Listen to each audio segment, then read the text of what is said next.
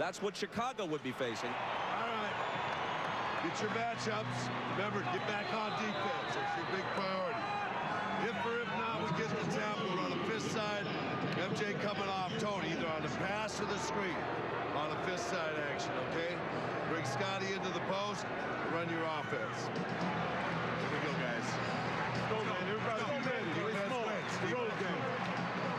We welcome in Isaiah Thomas and Doug Collins. And as always, pre-tip, we go to Ahmad Rashad. All right, thanks, Bob. The big news on the Bulls is the condition of Scottie Pippen. As was reported earlier in our pregame show, he did take an injection yesterday. He told me he hurt that back in Game 3 and Game 4, irritated a little bit more. Before the game today, he said he had electrical stimulation, then he iced it, had ultrasound, had a massage, and then did a lot of stretching and told me that he is a little bit ginger, but nothing could keep him out of a game like this. Thanks a lot. The Bulls are just 4-4 on the road in the playoffs, and in fact have lost 4 of their last 5 road games against their toughest opponents, the Pacers and the Jazz.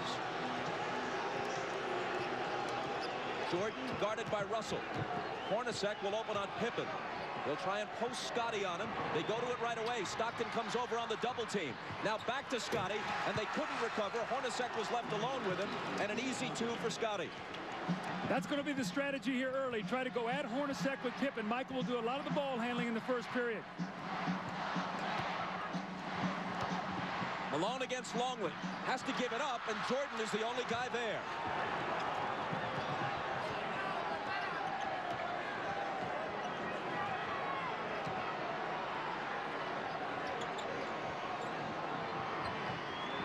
Longley, who has contributed little offensively and has been abused defensively by Malone. It's Jordan missing his first shot, and Russell takes the rebound. It looks like Scottie Pippen is laboring as he moves up and down the court. Ahmad told you he's suffering from a bad back. Malone hits his first. 17 of 27 in Game 5. As the whole Utah team shot better than 50%. Hooked away. Malone chases it to the side. It'll belong to Chicago. Bob, I think Scottie Pippen pulled his back out on that dunk shot on his first play when he reached up for the rim and he pulled it down. I think he stretched up and he grimaced as he came down and he could barely run. Harper guarded by Stockton. Pippen against Hornacek. Draws the double. Harper's the guy they'd like to leave alone. Kukoc isn't. But this time he misfires. Hornacek lost it to Longley. Now Pippen has it. All along Kukoc. The one thing you don't want to do if you're Utah is get into a quick turnover battle here and give them easy points, especially Kukoc. Remember, he loves to get off early in quarters, and then he's a load the rest of the game.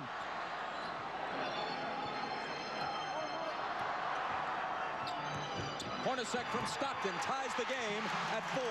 That was a great screen by Karl Malone. Hornacek set Michael Jordan up beautifully, and in a great entry pass by Stockton.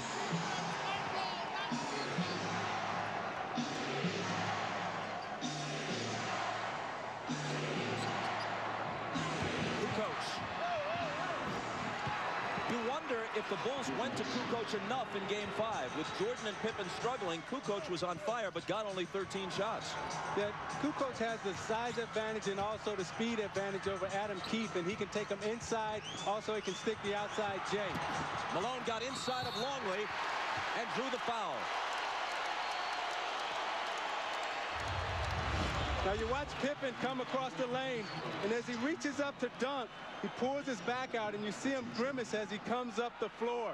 Let's keep our eye on Scottie Pippen tonight. Let's check in with Ahmad. Bob, Scottie Pippen's really having a bad problem. In trying to bring the ball down, you can notice Michael sending him down the floor so he can bring the ball up. Now, as we mentioned earlier, that the strategy was to go to Scottie in the post. If his back continues to bother him, they may have to change that strategy. Bob? You can see him with his hands on his knees, bending over, trying to limber up, wincing quite a bit. Malone hits the first. Generally, he and the Jazz team have not gone to the free throw line in the finals as often as they did during the regular season and in the earlier playoff rounds. The Bulls have had a big edge at the free throw line. Jim Gray is listening to Jerry Sloan over on the sideline. He says Jerry is already complaining about illegal defense early in the game. Let's see if the next time down the floor the referees hear him once again. Remember, that was something that was big in the United Center. He was able to get the referee's attention. I thought it helped his team. Harper trying to back in on Stockton, and the whistle goes against Utah. It's Stockton's first. See, what Chicago will try to do is put a lot of pressure inside on the post with Harper and Pippen posting up Stockton and Hornacek.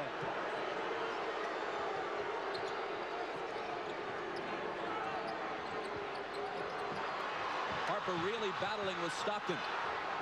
Now he's got it. Tried to bring it back out, and Keith stole it. Hornacek loses it to Harper.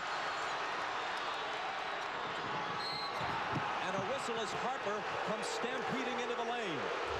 Now, Bob, Scottie Pippen came back and got that steal, but he is really struggling right now. You're going to see him come in from behind, and after he knocks this ball away, he really sort of stands, and I watched him the whole way. He looked over at the bench at Phil Jackson, like saying, I don't feel very good right now. He's standing up straight. That's the first sign of a back injury when a guy stops bending his knees. A back injury is one of the most crippling of injuries, especially in an athletic context. And I'm not trying to compare a physical injury to an illness, but it was here in this building where Michael Jordan, sick as a dog, managed to gut it out in Game 5 of last year's final, the pivotal game. Scottie Pippen is probably mindful of that and will give it everything he's got to try to equal the effort that his teammate Michael Jordan has shown in the past. See, Bob, that's why I think it's very, very important for the Jazz to lock in on Tony Kukoc, because if Pippen can't score and it's only Michael Jordan, that will be to their advantage. They've got to do a job on Kukoc today.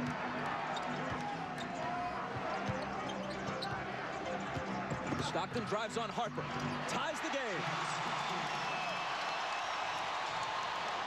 Stockton didn't take a single shot in the fourth quarter of Game 5. His assist totals have generally been high. His shooting percentage is high, but they'd like to see him get a few more shots up toward the rim. 3-second violation against Chicago. So you watch Stockton's aggressiveness. They've given him the baseline this whole series. This time he's able to take Harper to the baseline, get a little space, and finish on the right side of the basket. Hornacek, Jordan up on him. Malone puts it on the floor and is fouled. It was before the shot. It's Longley's second. Well, this was the strategy of Karl Malone. He said, I'm going to put the pressure on the Bulls defense, not many jump shots, and he has done that. 2 quick fouls on Longley. Hornacek is free, but can't hit.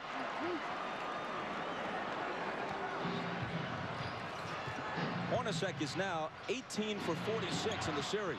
Jordan, there's his first field goal, and the Bulls take a 10-8 lead. If you take away Hornacek's 7 of 11 in Game 3, he's shooting around 30% for the rest of the series. 7 of 11 in Game 2, I should say, here.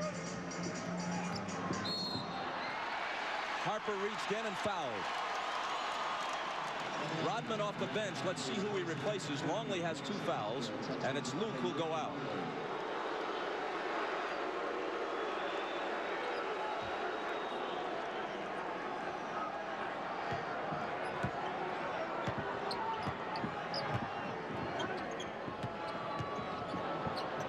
Russell for 3. Utah has not been hitting the threes in this series. Now 11 for 51, around 20%. They shot 37% as a team from beyond the arc for the season. Pippen with the hook.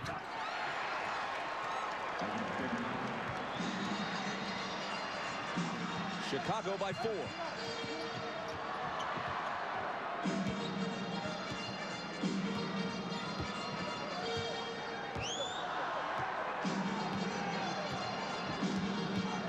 Screening for Stockton. His 3 isn't there.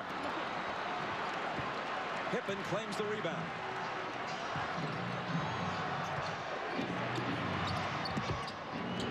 Pippen had it knocked away.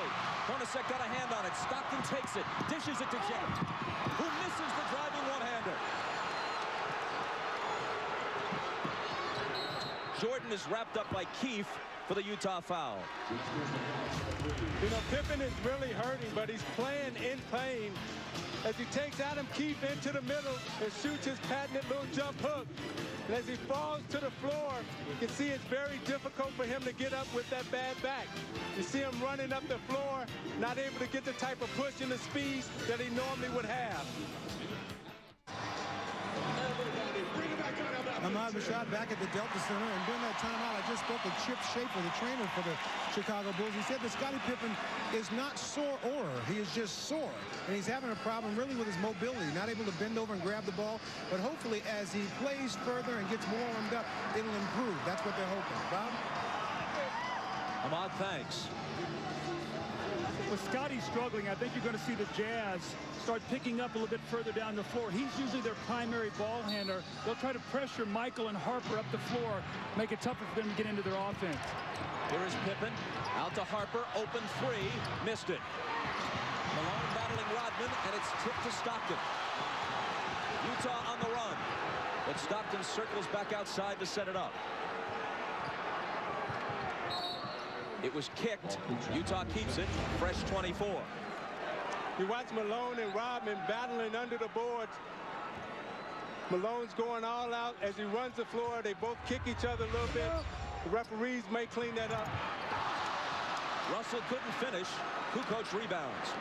That's 2 layups now that the Jazz have missed here early in this first quarter. Hornacek and now Russell. See, with Pippen hurting, I think Harper's going to have to step up big and supply the scoring load. Jordan for 3. Got it. Jordan with 5. And Chicago with a 7-point lead.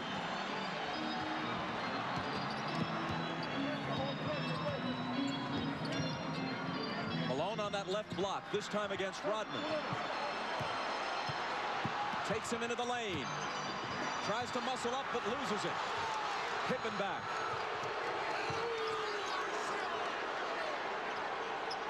It was tied at 8. Now Chicago's on a 7-0 run.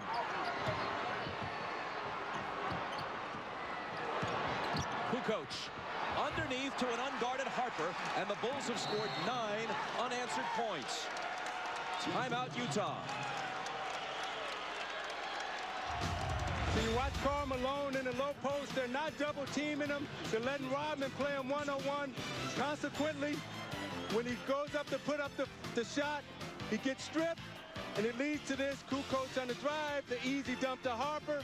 Harper's going to have to step up big inside for the layup. And you're watching the NBA on NBC.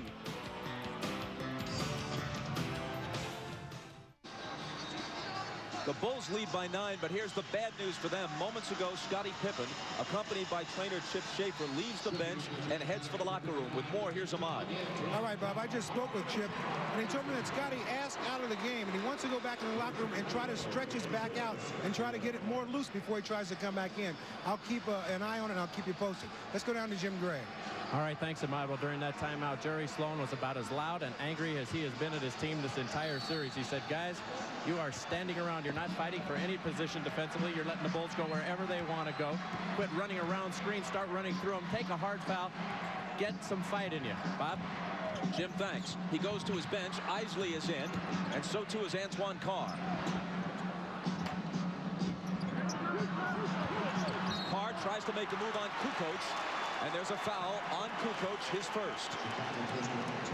Now, Bob, the reason Carr's in the game is because Utah was playing 4-on-5 offensively. With Adam Keefe in the game, Scottie Pippen wasn't going to guard him. Now you've got Kukoc who's going to have to play Antoine Carr, so now it's a 5-on-5 matchup. They've got to take advantage of this with Isley in now for Stockton. Harper right now is on Malone.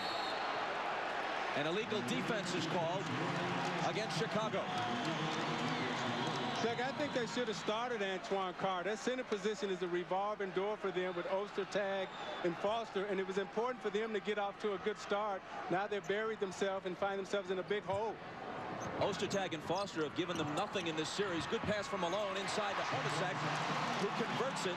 That's why Their lack of scoring at center is why they were interested in Ronnie Cycli and tried to get him from Orlando in a trade that eventually was voided.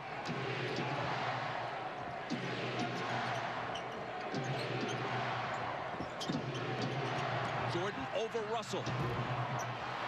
Rebound to Carr, who immediately makes his presence felt.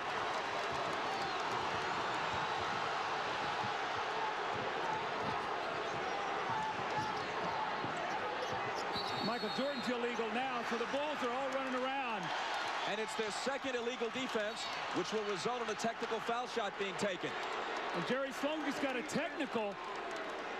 Phil Johnson comes over and settles him down a little bit. Jerry's got to maintain his composure right now. He just got the illegal defensive call for a technical. And then he follows it up with a technical of his own. It's Jordan to shoot it first.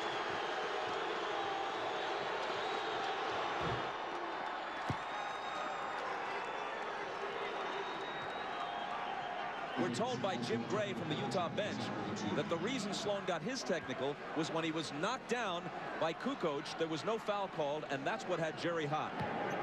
Remember, that's the same thing that he did against Longley to bait him into his 5th foul in here in game 2. So I don't think the referees went for that today. I think that was a good no call. Hornacek, an 89% free throw shooter, swishes it at the other end. Bulls with the ball, down by 7. Scott Burrell is on Russell. Rodman on Malone. And Rodman's going to be hit with a foul, I think. It is on Dennis, his first.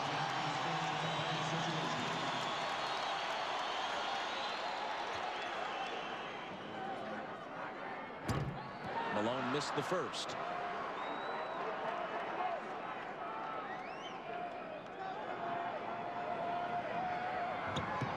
But not the second. To give you an idea how close this series has been, other than the Game 3 blowout, the 9-point lead the Bulls enjoyed a short while ago was the biggest lead for either team in any game, other than Game 3, of course. Kukoc misses, and Isley rebounds.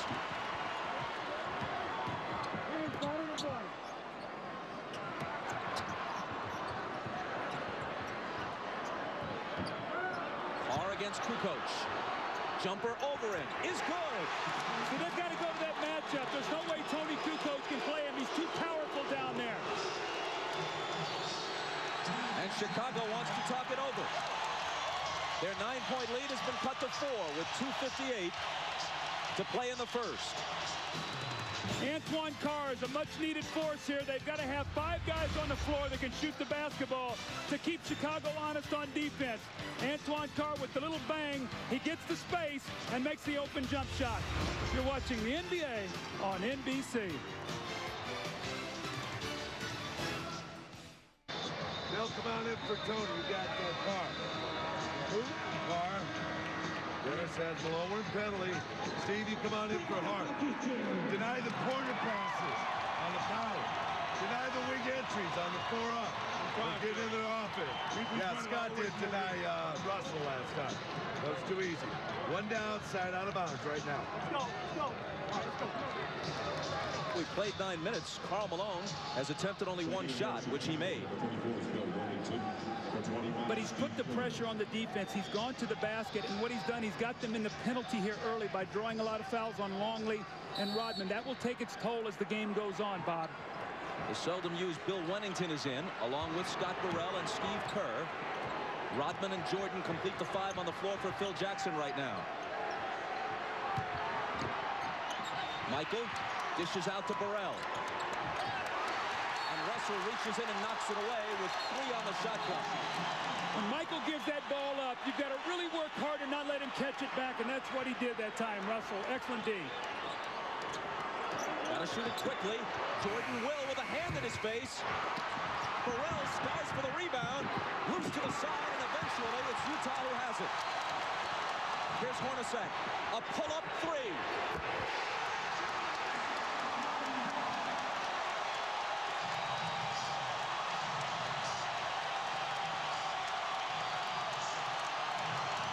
It's hard to imagine Utah winning the next 2 games and taking the title unless Hornacek hits shots like that, which outside of Game 2 in this series, he hasn't been doing.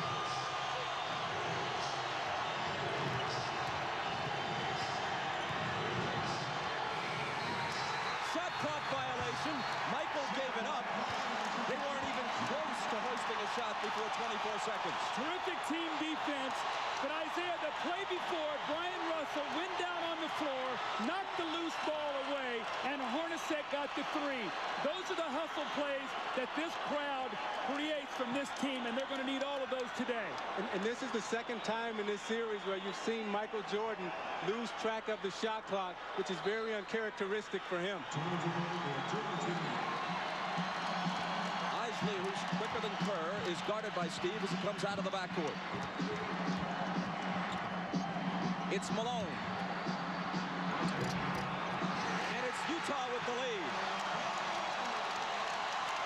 Only moments ago, they trailed by 9. Carr came in, Isley giving him good minutes. That's been the difference.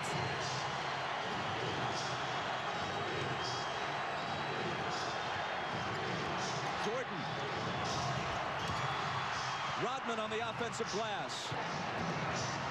Wennington a good look. Wennington will hit the open jumper. Offensive rebounds were such a key here. When the Bulls won game 2, they did not shoot well, but they got 18 offensive rebounds. Moving down toward a minute to play in the first. Chicago by 1. Another illegal defense. That's on Michael Jordan. He got 2 zones below his man. Hornacek stayed out behind the three-point line. Michael dropped down 2 areas, and he was spotted. Now, it helps that Jerry Sloan is sitting there in the referee's ear, helping him see Michael Jordan.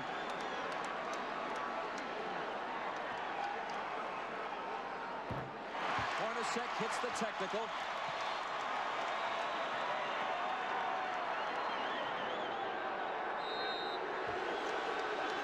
Kukoc comes in as soon as Carr goes out.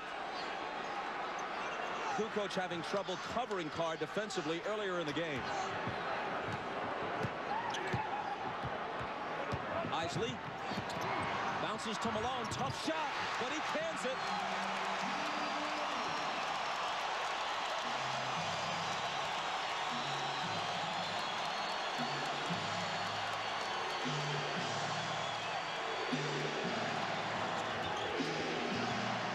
Jordan over Russell. Tied at 22 with half a minute to play in the period.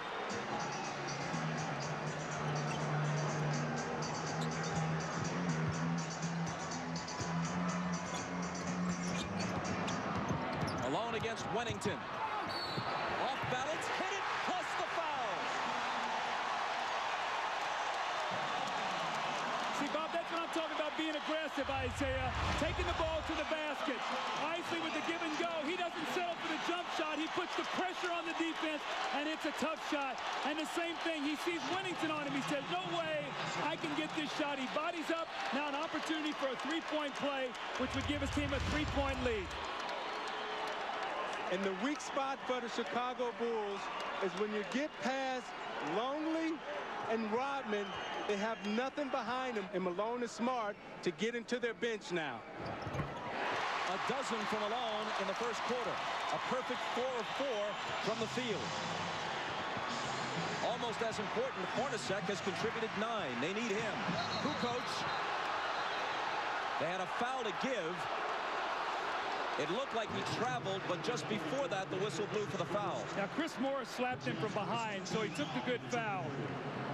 Bulls will have to inbound the ball with 8.4 seconds to go, and Greg Foster's going to come into the game. Now, Bob Dorizi's in right now. And you give him a rest here at the end of the quarter, the last 8.4 seconds, and then the time during the break.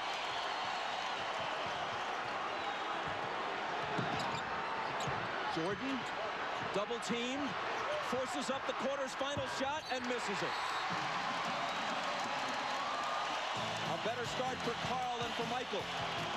Once down by 9, Utah leads after 1 by 3. And you're watching the NBA on NBC.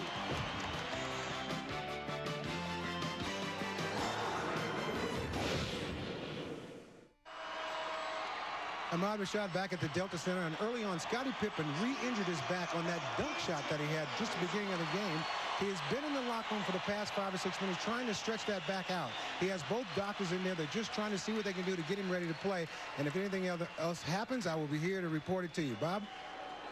Ahmad, thanks a lot. Guys, as we begin the second quarter with Utah up by 3, something significant. They were able to make a run and turn this game around a bit with Howard Eisley on the floor rather than John Stockton. And Eisley did not play well for them in Chicago, so much so that Jerry Sloan barely used him with the game in doubt on Friday night. Well, they went on a 17-5 run with Stockton sitting down, but also a key, they brought Antoine Carr in for Keefe. So they got another offensive player in there, Bob. That was real critical for them.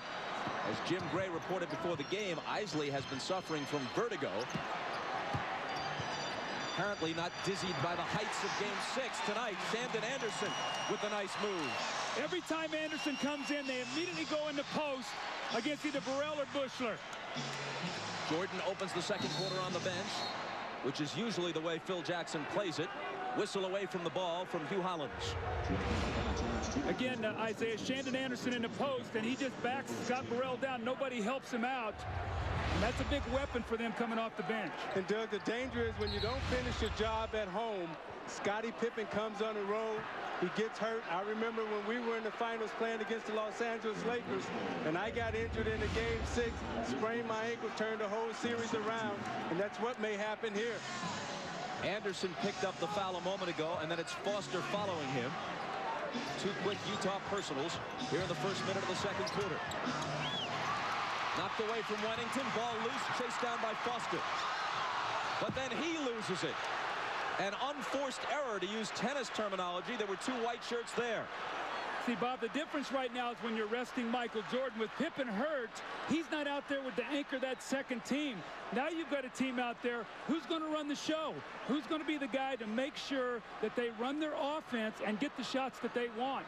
So this really hurts with Scottie Pippen being out of the lineup right now because you have to rest Michael Jordan at some point. Kukoc is the only starter for either team on the floor right now.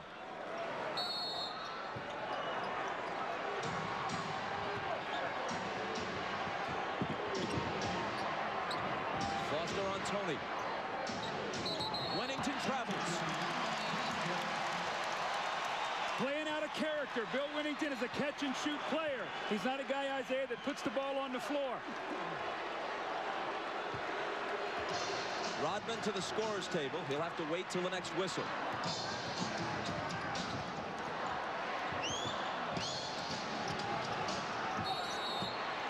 Which comes almost right away. Another illegal defense against Chicago, the 4th.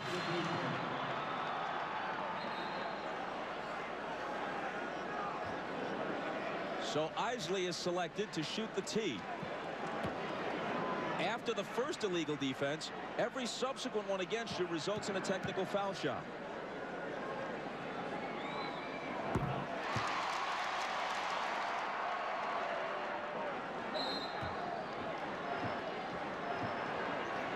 Utah by 6. Foster on the move. And throws it away. 2 atrocious turnovers by Foster on consecutive possessions. Trying to do too much. Keep the game simple. You'll get minutes on the floor. Kukoc. Chris Morris pulls in the rebound. Carr from Eisley. Missed it off the glass.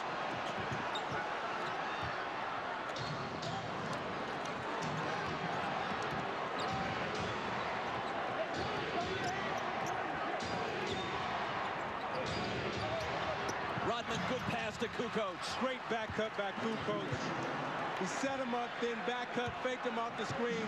Great pass by Rodman. Great look by Kukoc. See, Isaiah, though, Foster's got to push him over the top. That's what they did in the game 5, and Tony got 7 points to start the game.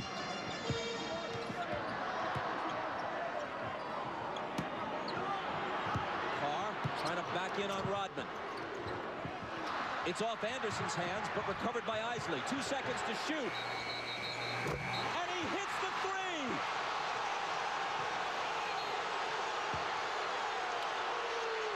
Are they calling the shot clock violation? Let's see. Dick Pavetta says yes. And they wave it off, though it appeared to me as if he had beaten it.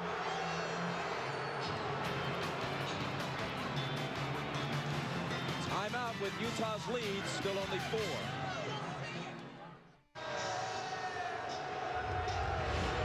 Well, it's a big break for the Chicago Bulls. That should have counted. That's a big turnaround, and the Bulls get a big break there. Instead of up 7 Utah, now it's only a 4-point game. Jim Gray tells us that on the Utah bench, Jerry Sloan said, that's horrible, but I can't get thrown out of the game. He already has 1 technical and can't risk another. You have a further report on Scottie Pippen. Here's Ahmad. All right, Bob, I just found out that they're working on Scottie Pippen in the back, and I've been told that Scottie says he's telling the medical staff that he is not able to play. So that could be the end of it for Scottie tonight. Bob?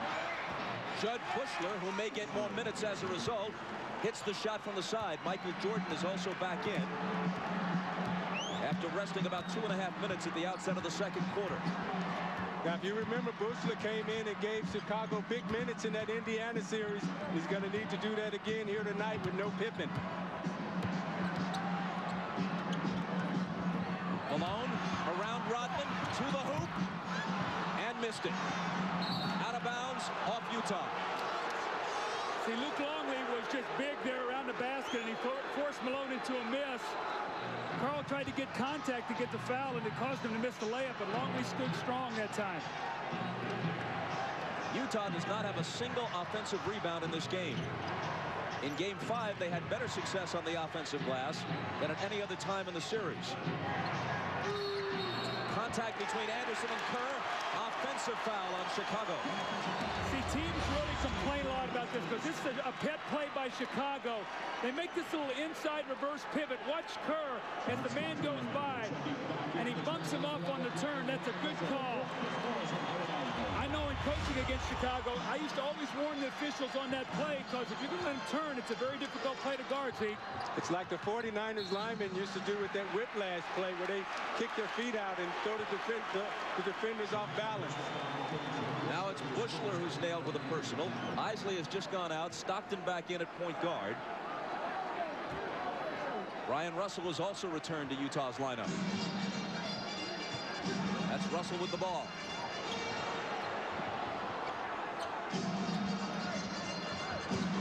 Malone from Carr. And he walked with it.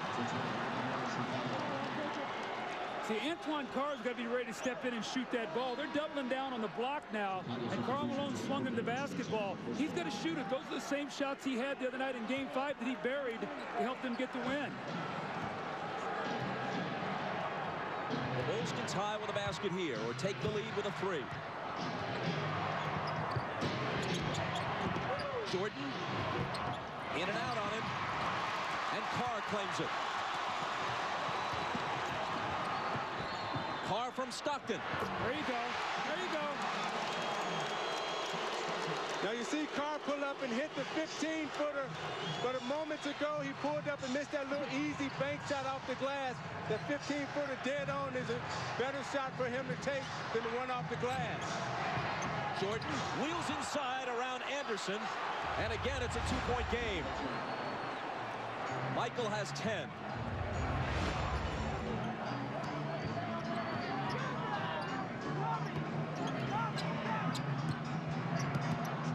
Malone in traffic, got his own and put it back in. That's that first offensive rebound that you talked about. Malone get it and got 2 points. Malone feels very confident against Longley and Rodman right now. He feels that he can get anything that he wants underneath. Jordan, daylight for 3. 13 for Michael. Utah by 1. If Pippen can't go the rest of this game, and if there is a Game 7, inside it goes to Carr, and he hits the layup. How much more of the load can Jordan possibly carry? He played 45 minutes on Friday night. It's taking him a whole lot of shots to get his points through the finals. But if he doesn't step up, other than Kukoc, who else can?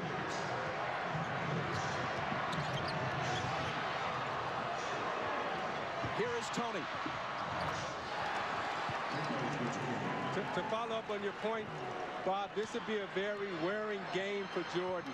They'll try to tire him down and wear him out. It'd be interesting to see if he'll have enough at the end of the game because of the minutes he's going to have to play. Malone, tough catch, gathers it in, fade away. Carr to follow. Knocked away from behind, and he was fouled. It's number 1 on Jordan.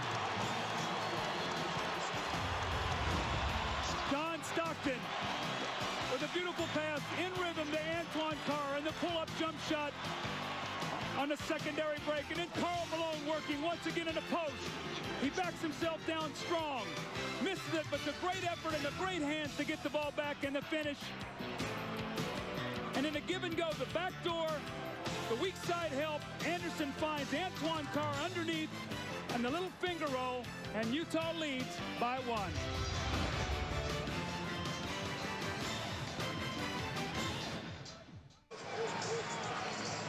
Ahmad Rashad back at the Delta Center. Now an update on Scottie Pippen. The time that he was doing the stretching, trying to see if he could come back and play, he was in the officials' dressing room trying to get the stretching. He has now moved from that locker room to his own locker room, but the word is that he's still unable to play. Bob? Ahmad, thanks a lot. What was the most important regular season game of the year? Undoubtedly the one at midseason here at the Delta Center, where Utah trailed the Bulls by 24 points early, 41-17, and rallied to win. Changed the outcome of that one game. And this series would have opened and ended if a 6th and 7th were required in Chicago rather than in Salt Lake City. It was that win that gave Utah home court and gives them a Game 7 if one is necessary here at the Delta Center rather than on the road. And do the Bulls face the remainder of this game and a possible 7th game either without Scottie Pippen or with a weakened Scottie Pippen? See, with the Bulls depleted right now, the Jazz must keep the pace of this game up. They've got to use their superior depth and just keep trying to wear Michael Jordan down. Jordan into the lane. Tough shot. He was fouled. He'll come to the line with a chance to tie it.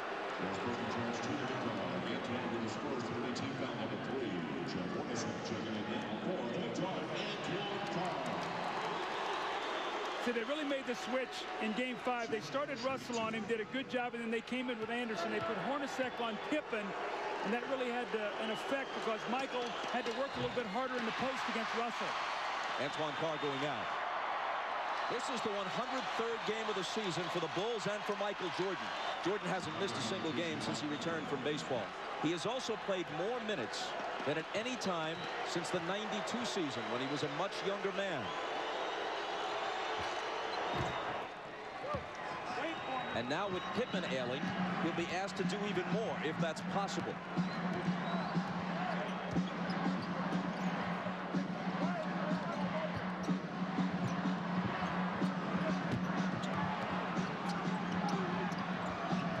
Malone slips it through a crowd to Anderson, who misses the floater.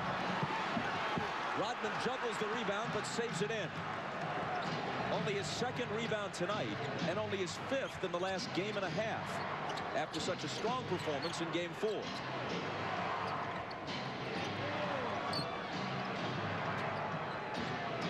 Michael springs free and takes the lob from Kukoc.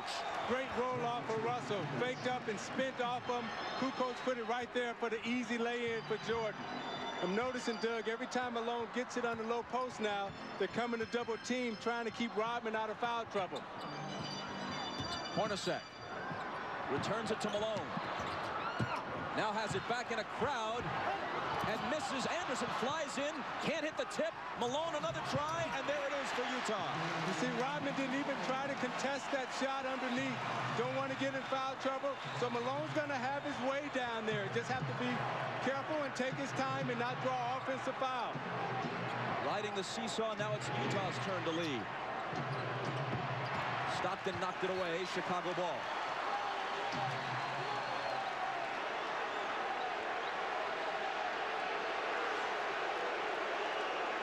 Phil's still lobbying for that travel on Malone on the last possession, but ain't gonna happen.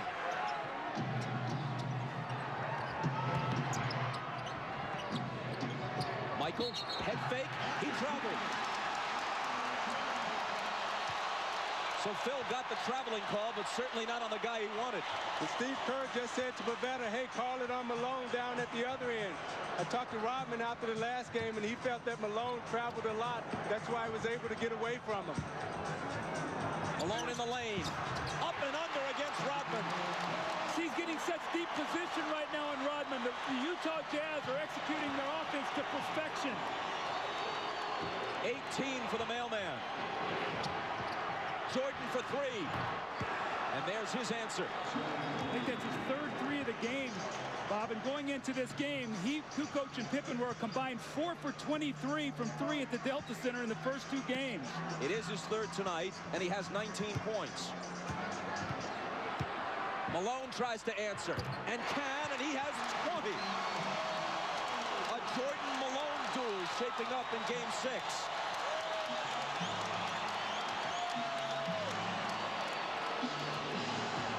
Kukoc on the run. He's in double figures now with 10. Isaiah, how much is it going to take him to figure out that he's a left-handed player? And you can't let him come with a strong hand. You got to send him back to help.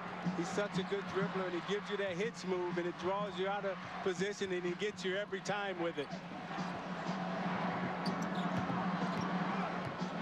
Kukoc on Russell. Gives him some room, and Russell accepts the challenge and drills the jumper. Utah by 2. You got to make Tony Kukoc play defense, and that's what Brian Russell did on that possession. It was Russell's first basket. Here's Michael. He's got 21. I'm watching Jordan, and he's in such a nice rhythm offensively. Everything is coming very easy to him. And right now, they have to be really careful because this looks like this could be a 40-point game from him.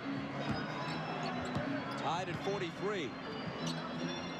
Shaping up as a higher scoring game than we've generally had in this series. It's Hornacek. See, Malone is getting the ball on the block where he wants it. They're running splits, they're running post-ups, and the Jazz are in a great rhythm right now. Timeout Chicago. Utah by 2 with 1:49 to play in the half.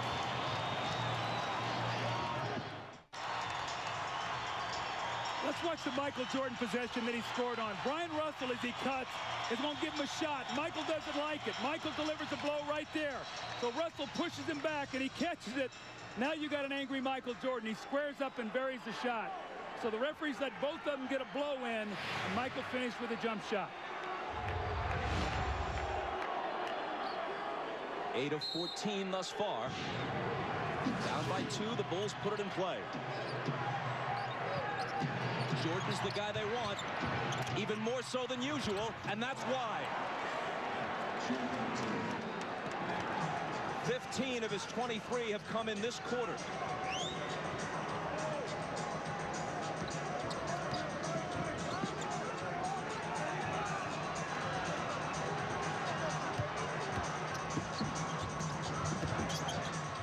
Hornacek off the back iron. After the missed 3, Chicago comes back, looking to take the lead. Russell trying to contend with Michael. Finally, he misses one. Anderson tries to save it, but was on the line. Bob, the only thing you can hope for right now is that Michael Jordan's going to run out of energy because he is in an unbelievable scoring mode. The back up and the fadeaway, and he hits the jump shot, then he comes back the next time, but he's wanting the ball in every possession. Can he play at this pace if Scottie Pippen can't play it all in the second half? If ever there has been an athlete, at least in recent history, able to will himself beyond even his considerable physical talents, it has been Michael Jordan. As Skip Bayless of the Chicago Tribune put it earlier in the playoffs, he's that rarest of athletes, a supremely talented overachiever. Stockton's all over Kerr. Now it's Hornacek on Michael. Fade away. He's missed 2 in a row now. Hornacek brings it back the other way.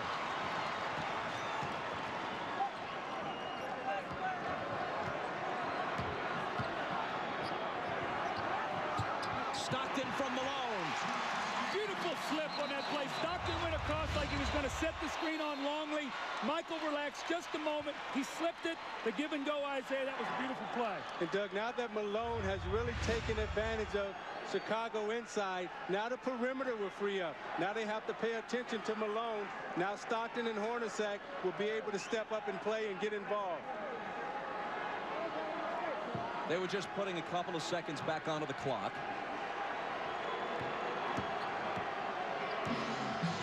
Michael for three. Hornacek takes the rebound. Jordan had made 3 3-pointers earlier in the half. He's now missed 3 shots in succession. Big possession here for the Jazz. A chance to get this crowd alive and up 4 going in at half. Shot clock and game clock virtually identical. Stockton fouled. Chicago had a foul to give. Utah ball from the side, still plenty of time. 6.9. The foul was on Kerr, his second. He goes out. Harper in. Better defensive player anyway. Malone. The bounce to Russell. 2 big assists in the last couple of possessions for Malone. 3 seconds. Michael to half court. From there. Almost. So Jordan had 23, matching his number in the first half, but missed his last 4. Malone generally more accurate in the course of scoring 20. Utah by 4, trying to force a Game 7. You're watching the NBA on NBC. Ahmad Rashad back at the Delta Center where the Jazz lead the Bulls by 4. Now the big story here in the first half has been the condition of Scottie Pippen's back. He has really been hurting. But during the halftime, the massage therapist gave him ice, massage. His back was having spasms. He got the spasms to stop, and Scottie Pippen is back out here on the floor. Whether or not he'll be able to play and play effectively, we'll find out. Did you start? Really? All right. Dennis, hold up.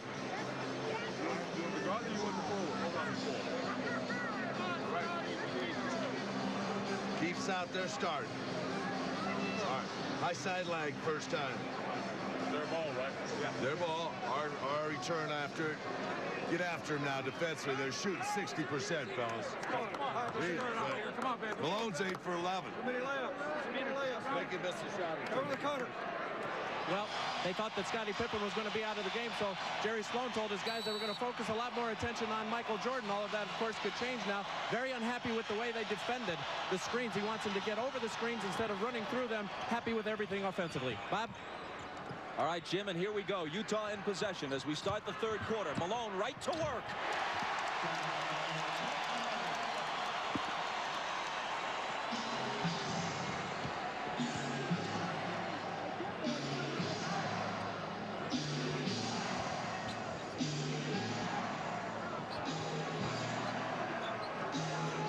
Hornacek on Pippen. It's Kukoc.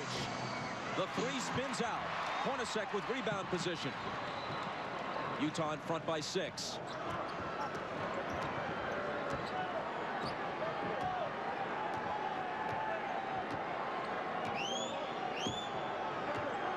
Stockton pounding the dribble into the floor. Now into the lane he goes. Outside to Russell. Head fake. Now Stockton. Air ball grabbed by Keith. Blocked back in his face by Pippen, and a 24-second violation as they never hit the rim.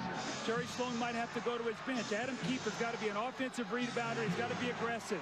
4 of the first 5 games were very close and very exciting. But through the first half, this is actually the best played game, the best pace and rhythm of any of the games of the series. Longley out to Scottie with 5 seconds to shoot. It'll be Kukoc. He has 12. Now Scottie's back out on the floor, but he's still moving very gingerly.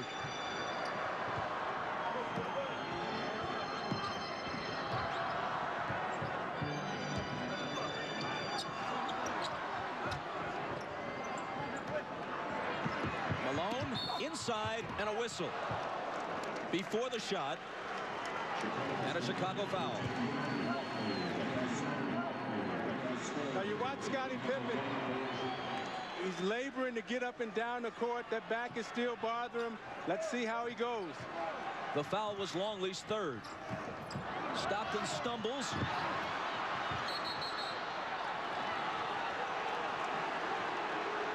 And on the steal, Chicago recovers the ball and asks for timeout.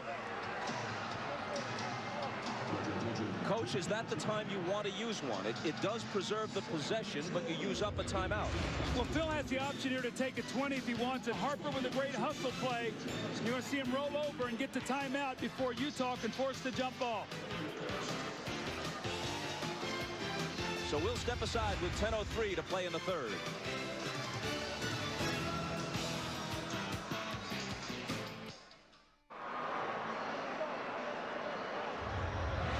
Well, the last two MVPs have been Michael Jordan and Karl Malone. So you see them working their magic. Michael feels the pressure, reverses for the lob. The fading jump shot been terrific. And Karl Malone with the great hands in the second shot. Then the deep post position on Rodman in the layup. And he, too, with the fading jump shot. So both of these guys have been terrific for their individual teams today. It's been the best played game offensively we've had in the series. Chicago ball down by 4.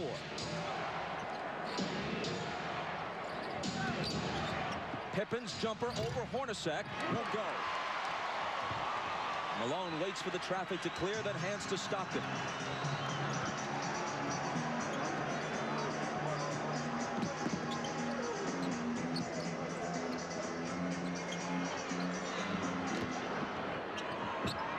Malone against Longley. And a foul, and if it's Longley, it's his 4th. He's just not quick enough, Isaiah, to get up and body him, because when he makes the first quick step, Luke can't slide over and get in front of him. He sticks his knee out. Now, this is twice in this quarter. Malone has gotten a layup the first possession, and now he's gotten 2 fouls. He bodies up against him, he sticks the left knee out, and Malone goes right to the basket to get the contact. Longley's got to be a little smarter down there. He's giving Malone no resistance, Doug. I'm watching him as he's moving around. He's not even trying to guard him. Just poor defense by Longley. And great offense by Malone. He sits. Rodman enters. Russell for 3. Malone in between 2 red shirts pulls it down, and now he and Rodman all tangled up. And it's Malone's turn to laugh and taunt a bit.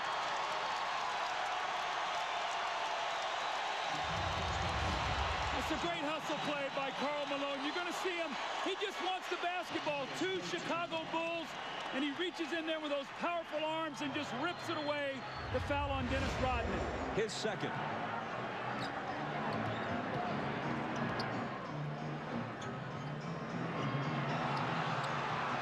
Hornacek into the lane. Knocked away from him, but another Chicago foul. It's the Bulls' 4th foul, barely more than 3 minutes into the period. Utah doesn't have one yet. See, it's so important for Karl Malone to attack the defense, Isaiah. So even though he doesn't shoot free throws, he gets them in foul trouble. Now 4 team fouls. So from here on in, the next foul that the Bulls commit, Utah will shoot free throws. That could be very vital for them scoring here in this 3rd period. Doug, I love the way Karl Malone is playing right now.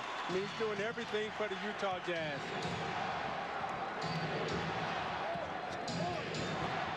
Jordan pulls up and connects. 25 for MJ. See, Jerry Sloan is very upset. Adam Keefe did not show out on that screen. Michael came off there not with the idea of passing. He knew his team needed 2 points.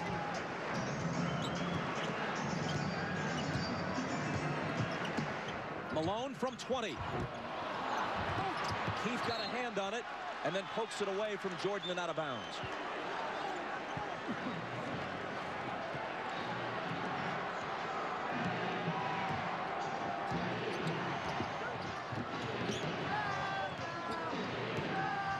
Pippen is on the floor, but not with his usual ball handling responsibilities. This is Scotty out high, immediately returns it to Harper. A little jump hook is good. Just the presence of Pippen on the floor, you've got to be able to honor him, and he's a great post feeder. Chicago back to within 2. Malone from Hornacek. Rodman managed to wrest it away from him, then Harper takes it. Malone argues that he was fouled.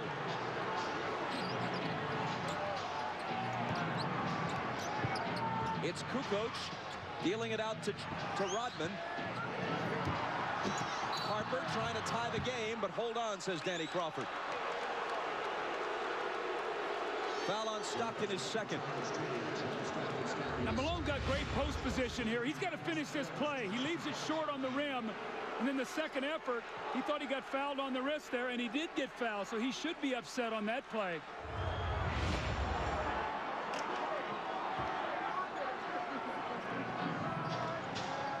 Adam Keefe out, Chris Morris in for Utah. Here's Jordan. Off the back iron, Rodman trying to keep it alive. A tremendous hustling attempt, but Utah gets the ball. Now you're saying why Chris Morris? Because he's a better offensive player and he can play against a Tony Kukoc. You say why not Antoine Carr? I think Jerry Sloan knows he's only got so much gas in his tank and he'd like to have it for the fourth quarter.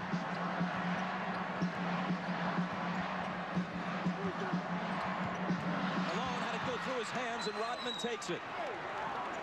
I don't know, Doug. If I'm Jerry Sloan, I put Antoine Carr in the game. I don't mess around. I don't mess around with Chris Morris. Kukoc can't tie it. Malone clears it.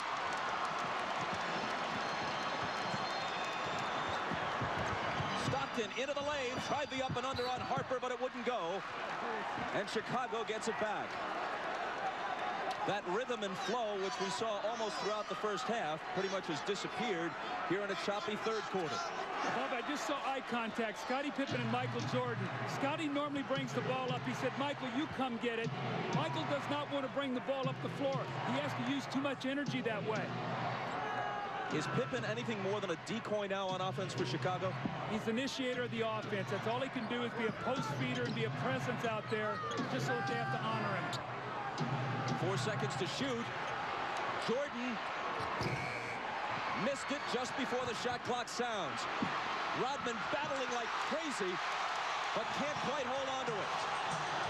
Hornacek, he and Malone, Rodman and Malone, and Rodman just trips Malone up. They got to call a flagrant here. They've got to call a flagrant. It's the third on Rodman. He and Karl Malone, regrettably, are scheduled to wrestle in one of those bogus events next month. Why Malone wants to lower himself to that is anyone's guess. And Rodman apparently wants to start the wrestling now. I tell you what, I love what I'm seeing, the battle between these two guys. They're fighting, giving it everything they got. Both of them are trying to push and shove and gain position. Karl Malone gives him a little knock. But at the end of the play, what I like the most is Malone and Rodman both gave each other a pat on the butt and said, hey, that's the way we play. That's the way we like to play. Was a flagrant called for there? What do you think? I don't think that's a flagrant foul. I think that's just good, hard-nosed basketball.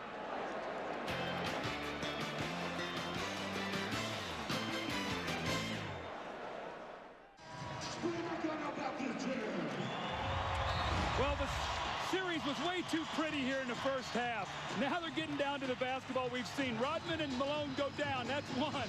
Here they go, two. Finally, the third time the foul is called, and I think it was a good no call that it wasn't a flagrant. That's Dennis Rodman's way of trying to get in Karl Malone's head. However, Karl Malone is smart enough as a basketball player that he's not going to let that throw him out of his rhythm. Malone has 23. And can't add to it. Kukoc takes it down. Chicago trails by 3 as we move inside 6 minutes to play in the third.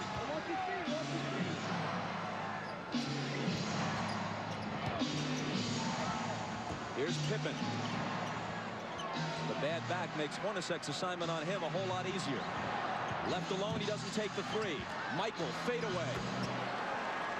See, if I'm Hornacek, I make Pippen make one of those shots. He's really rushing out to close out on him.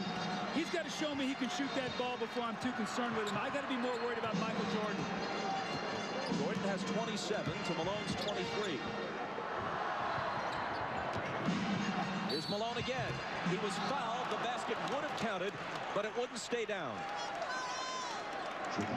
It's on Pippen his first. Now you watch Michael Jordan on the repost.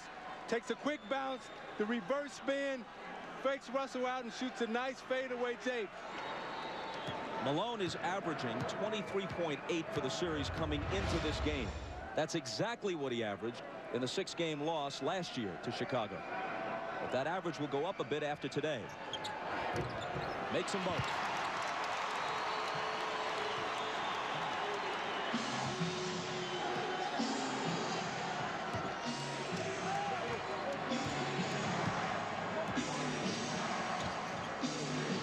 Michaels pass to Scotty.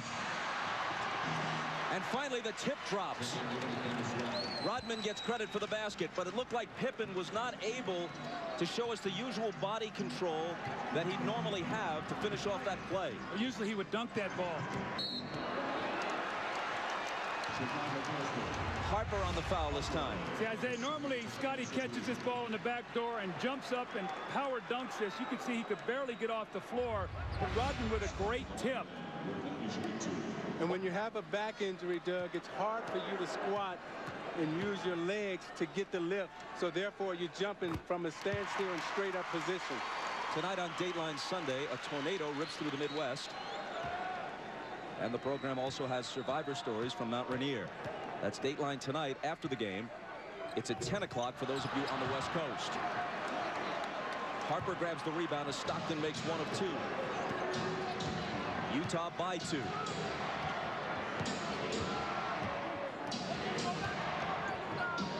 Jordan off target. Rebound Malone.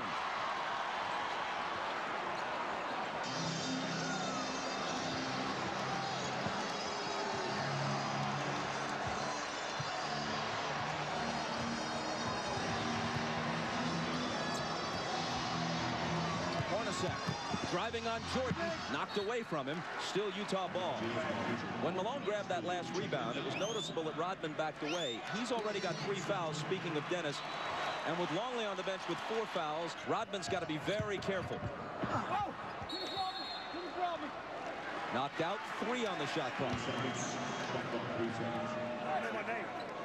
Howard Isley back on the floor now. Stockton getting a breather with 4:15 to play in the third. Pippen got a hand on it. They've got to shoot it in a hurry, and they can't get it off in time. 24-second violation against the Jazz. Is it time, as we get a quick look at the laboring Scottie Pippen, is it about car time again? Well, I think what Jerry's trying to do is buy as many minutes as possible. He's still got a 2-point lead. And Antoine Carr is a guy that maybe gives him 24, 25 points. And here he comes, or 25 minutes. Here he comes right back into the game. So Jerry realized that he needs somebody out there that can shoot the basketball. Pippen giving it his best. And that time it was good enough. As we said, with that back injury, that little jump hook in the middle is an easier shot for Pippen to shoot because he can extend with his long reach and his arm length. Tied at 57. Hornacek had a good first half and hits this one. They're really making Michael work on a lot of splits. Hornacek is being very active. They know that Michael is the majority of the offense today, so they've got to keep him in motion. 15 for Hornacek. Now trying to guard Pippen. Scotty splits the defense, can't hit the bank, but Rodman with a second tip. That's the energy we talked about that the Bulls needed from Dennis Rodman. He gave them nothing in the first half. That's 2 tip-ins for 4 points here in this third period.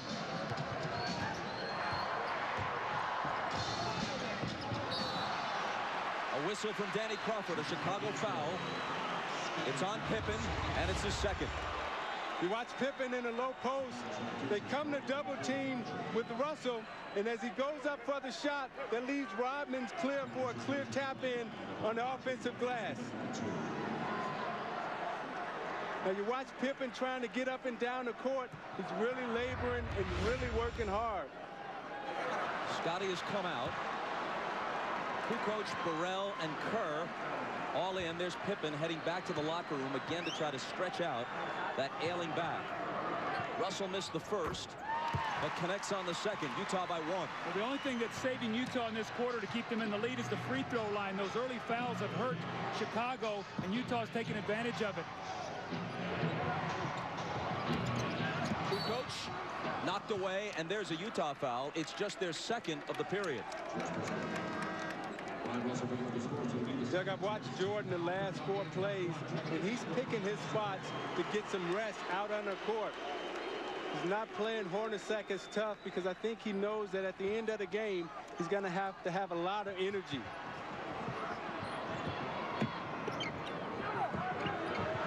Rodman out to Michael. Now screening for him. Morris fights through the screen. Michael takes him baseline. Draws the contact and the foul.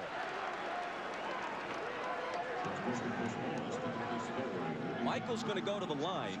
Chicago, which generally has had many more free throws throughout the series than Utah, has hit 4 of 5 free throws in this game. Utah 15 of 21. As you said earlier, Doug, a huge difference.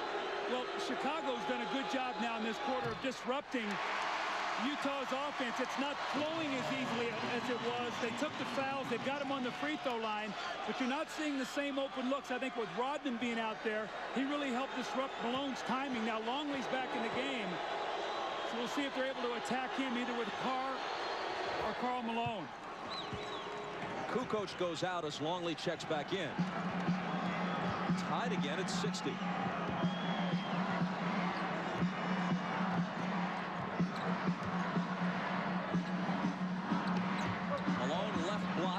Where he likes it best against Rodman. When the double comes, he dishes it out to Carr. Now it's Hornacek. 3 seconds to shoot. Now they're going to have to force it. Hornacek off the back rim. Carr on the board.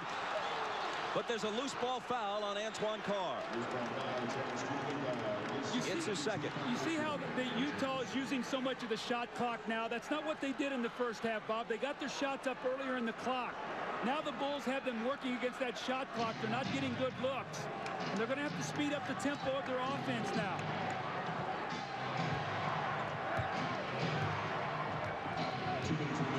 Jordan on the move against Morris. Double pumps. Misses the scoop. Malone will clear it. Inside 2 minutes to play in the period.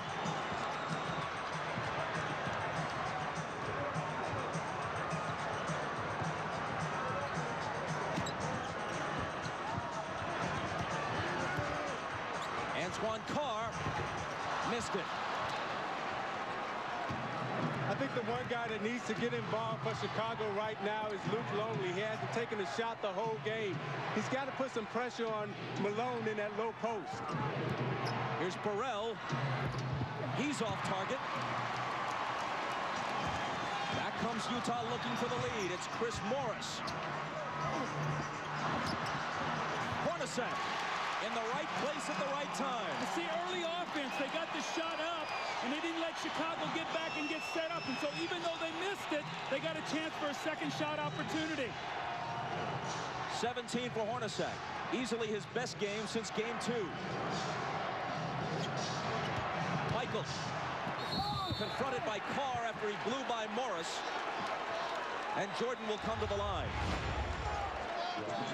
The fast break here by Chris Morris. He doesn't get the shot to go, but you see Chicago now not guarding a man really, but an area. And there's Hornacek with the offensive rebound, Isaiah. They got to pick up the tempo a little bit. Right now, it's become 2 half court, and Chicago's got them in a situation using too much clock. Michael misses the first as we check in with Jim Gray. All right, John Stockton is now back on the bench. He was in the locker room for about the past 7 minutes. He was getting a chiropractic adjustment several places. He felt a little twinge, went back there, saw the chiropractor. They worked it all out, and he will return to the game. Bob? He's been struggling with something of a sore back throughout this series. 1 of 2.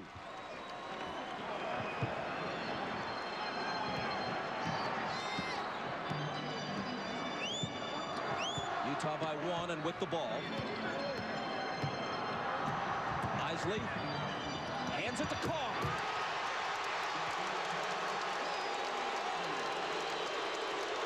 Isley much more effective here on his home floor than he was in Chicago. Gets the assist there.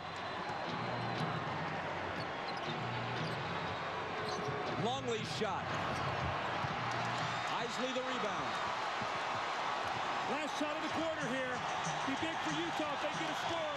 It'll push it to 5 or 6. They're on their feet at the Delta Center.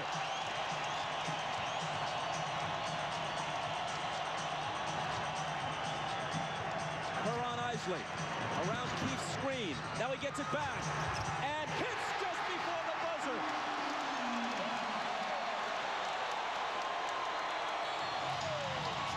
Minutes from pushing this to a Game 7. Utah leads by 5. We're back after these words from your local station. You're watching the NBA on NBC. Howard Isley, after a miserable Game 5 with no points and 5 turnovers, today has been big. He's helped rest Stockton. You see the kick down to Antoine Carr and the dunk. And in the last possession of the quarter, makes a pass that Adam Keefe makes a terrific catch on behind him and finishes. Today, Isley has 1 point and 3 assists, no turnovers. He's given him good numbers off the bench. As we start the fourth quarter, Michael Jordan has scored 29 points. He's 10 of 24. At one time, he was 9 of 15. That means he's just one of his last 9. He's played 34 of the 36 minutes so far after playing 45 of 48 on Friday night. Remember, in the fourth quarter Friday, he was just 1 of 7 from the floor. You have to believe fatigue is an important factor now. I think with Michael Jordan, he's smart enough to rest on defense and try to conserve his energy for offense. Here he is on offense. And he'll be coming to the foul line just as the fourth quarter starts. But even those poundings take something out of him, right, as he goes to the basket. Now, those are the things that take the most energy out of you. Because if you can imagine yourself, if you had to wrestle with an individual for 2 minutes, that's very tiresome. However, when you're running up and down the court, that's an aerobic exercise. That doesn't take a lot out of you. So him going to the basket, taking that pounding, that takes a lot more out of you. And also right now is normally the time that Michael Jordan rests. He tries to rest the first couple minutes of the fourth quarter without Pippen. He's not going to get that rest. So we'll see what that does as the game wears on. But Jordan is the one individual that I've seen in this game since I've played that can carry his team in the fourth quarter even when he's fatigued. He's already played more games and more minutes than at any time in his career. Isley, big hoop for Utah. Tell me confidence isn't an unbelievable thing. This is the same kid we watched in Game 5 who didn't even want to dribble the basketball. Today he's making some big plays for his team.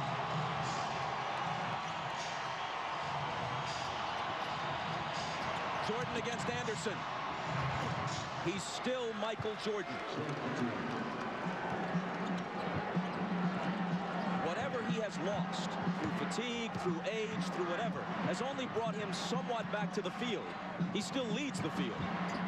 Morris out of the corner. Rodman with board position on Antoine Carr. Chris Morris has had a lot of open looks at threes like that in this series. Usually he's pretty good with them. In this series, he hasn't been able to hit them. Rodman drills a 20-footer and gives it that go-figure gesture. Now remember, in Game 2 in here, he hit that same shot to tie the game. This one brings him to within 1.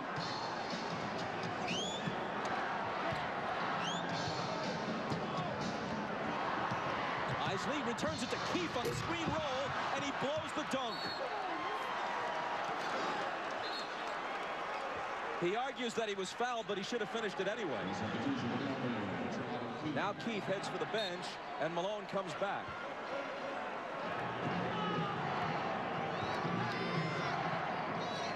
Chicago can take the lead.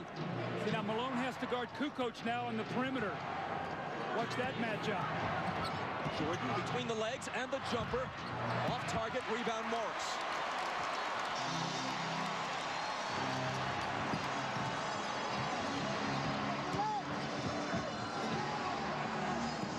Malone hands it back to Morris, who converts on the reverse.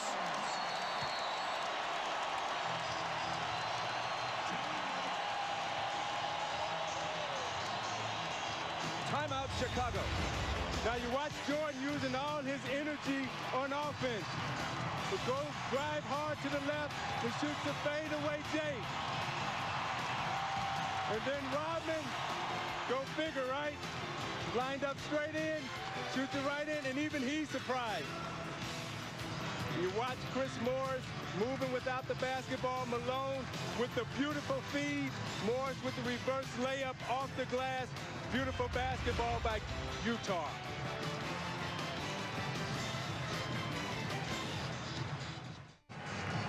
Ahmad Rashad back at the Delta Center. Now the strategy on Scottie Pippen, they had him in the back. They were putting ice on his back and electrical stimulation for pain relief, and they were trying to bide their time up until the 10-minute mark to bring him back out and see if he could play the last 10 minutes of the game.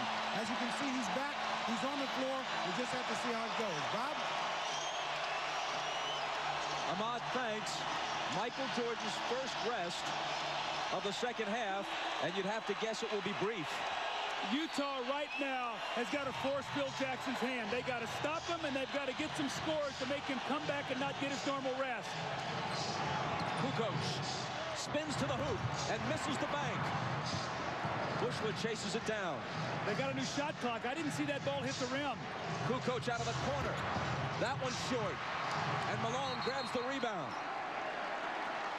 And he asked for a 20-second timeout because he was in danger of toppling out of bounds. I think what you're going to see right now with Chicago is Tony Kukoc is going to try to put the pressure defensively on Karl Malone. Isaiah, he's a first-team defensive player, but he's used to playing around the basket. Kukoc can beat him with his speed, and let's see if he tries to break him down out on the perimeter. Stockton now is back into the game after that 20-second timeout, so he too has had back problems. He's back in now for the finish. Karl Malone tonight, 25 points, yes, but 10 rebounds and 6 assists. And we still have 9:16 remaining.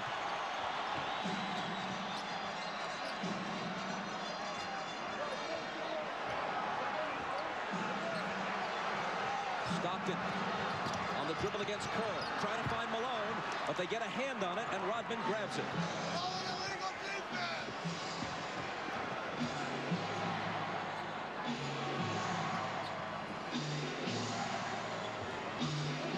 Kukoc, a 3 would tie it. 4 seconds to shoot. Stockton knocked it away from Kerr. Malone tumbles. Should be a 24-second violation since no one had established clear possession of that loose ball, and that is what's called. How about Karl Malone going for this loose ball? Now, John Stockton normally will come up with this ball. You can see he can't bend over with that back, but Karl Malone with a great hustle play that gives his team that opportunity now for the loose ball and the 24-second shot clock violation. Michael is at the scorer's table. He's coming back. The next time play stops. Remember now they like to go to Anderson in the post on Bushler.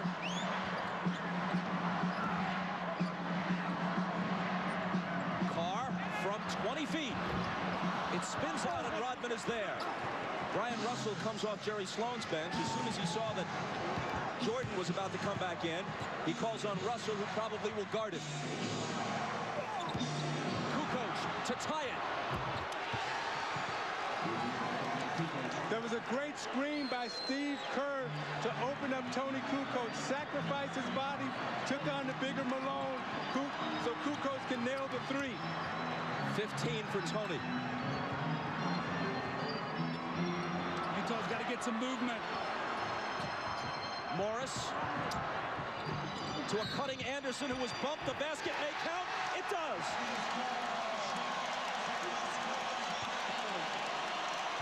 Bob, you can see now Karl Malone has a tough time on the perimeter. He doesn't like to play out here, so he gets bumped and he just tries to run through the screen. Kukoc gets the bare 3 and knocks it down. And in the good movement here, you got to get a slash and a cut to get to the basket. Too much standing around for Utah. An opportunity now for the three-point play, which they get.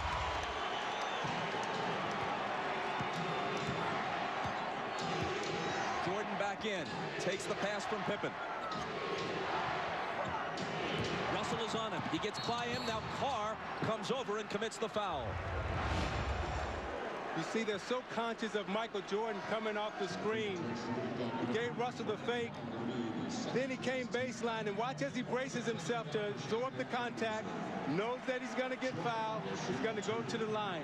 Watch Jordan at the end of this game, the last 7 minutes, Doug, attacking the basket, trying to get to the foul line. See, Michael is too good at finishing, though. You can't give him that baseline drive because he's going to get fouled. Isaiah, you got to push him back to the middle where you can help. Jordan is now 7 of 10 at the line. Kerr out, Harper in.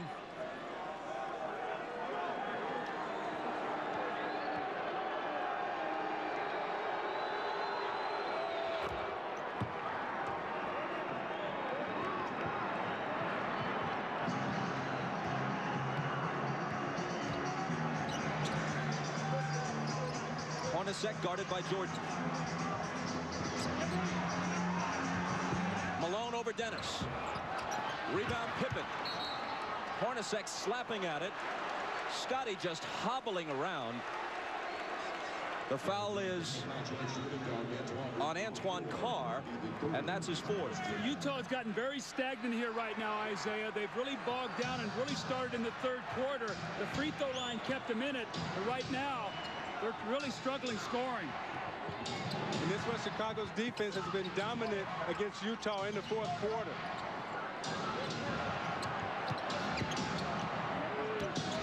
Jordan with the jumper. And with 37 points, as Utah falls behind now for the first time since midway through the second quarter. See, he's headed for 40. I would start double teaming Jordan every time he touched it. Brian Russell went down, and there's a foul on Kukoc. Now, you talk about wanting to bring Jordan to the middle, but his game is so complete. And when you bring him to the middle, he's able to come right to that right hand, square up, and shoot it right from the free throw line. It's Chicago by 1, and you're watching the NBA on NBC. All right, here we go. They'll probably come back to the same thing. Watch Malone runs the screen roll. We're in our purple. Now, push the ball under control. Reverse the action on the backdoor step. Motion, twirl. Welcome back to the Delta Center. I'm Jim Gray. Jerry Sloan during this timeout told his team we can't keep playing this stagnant offense and walking the ball up the court. We need some cutters. He wants to push the ball, try and get some fast break opportunities off the rebounds. Wants them to set some picks and run off the picks, create some movement in the offense. Bob? Jim, thanks. If Jerry Sloan wants fast break points, they have to turn to John Stockton right now to push the tempo. And thus far, he's only attempted 4 field goals, 5 points, 4 assists, and 3 turnovers. Stockton has to come through. Here is Stockton with Harper on him. Antoine Carr. Malone, 3 defenders on him, and they take it away. It's Pippen wincing as he comes up with the loose ball.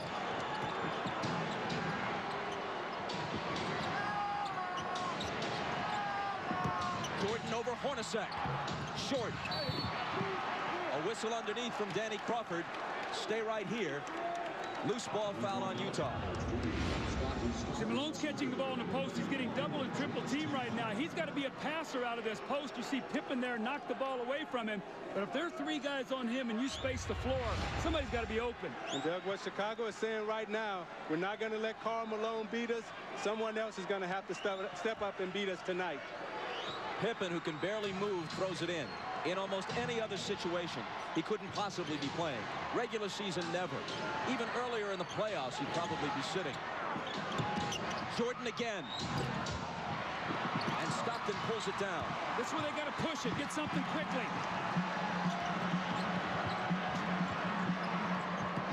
Underneath to Carl, and he was fouled. It was a nice feed by John Stockton, pushing it up the court, catching Malone early in the offense, right underneath the basket. Malone did a great job of sealing and drawing the foul. 4 on Rodman. Michael's upset with himself right now. He's missed 2 jump shots that would have given his team a 3-point lead. He's really upset about that because both of them were very makeable shots that Michael normally makes. And Russell has done a good job guarding Michael Jordan, forcing him to shoot jump shots and not really allowing him to get to the basket. Malone busting loose with the huge game on Friday night. He had 20 in the first half. He's at 26 now after the free throw. Jordan leads all scorers with 37. He's 13 of 30 from the floor.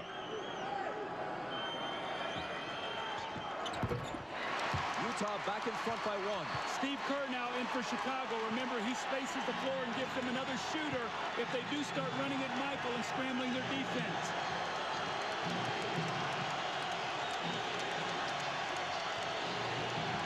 Michael again.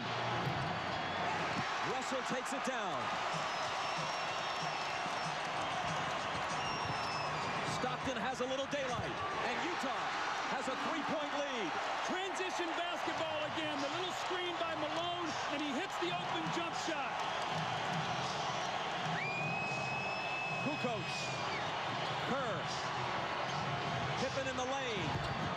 Nuggets on the turnaround, playing through clenched teeth.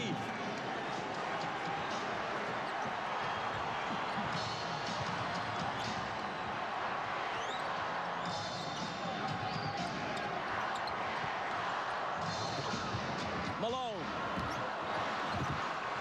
Rodman wins the rebound battle. That's a bad foul on Malone now because that's the 15th foul. Now Rodman will shoot 2 free throws, but Stockton pushing the ball up the floor. You see the screen right there by Antoine Carr, and Scottie Pippen cannot help out. And then Scottie Pippen with a quick post up in the lane, and the gutty effort by Scottie Pippen here.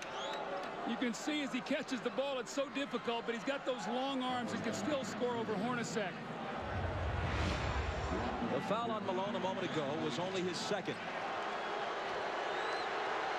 Rodman to the line. Remember, he made 4 clutch free throws in game 4.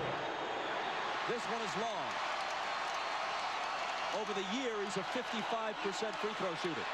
See, Isaiah, he shot that ball. As he shot it, he sort of walked away from it. He got to stay with that shot. Yeah, he didn't even take a look at the basket. He has to get set, take a look at it, and knock it down. 4:46 left. If he hits this, he can tie it.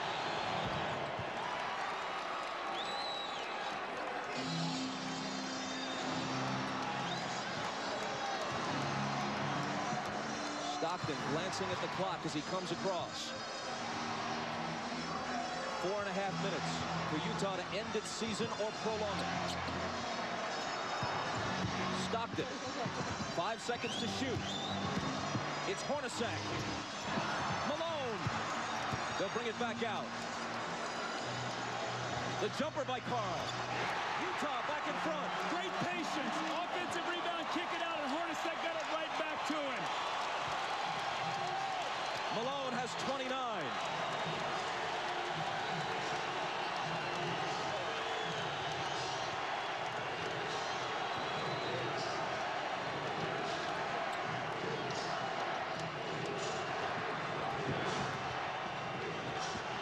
Seconds to shoot. Harper's not the guy they want to have do it, but he has to, and he beats the shot clock and cans a huge shot. Doug, I think Utah is letting Scottie Pippen rest. I would go at him right now. He's trying to guard Antoine Carr, and Antoine Carr has a big advantage over him inside.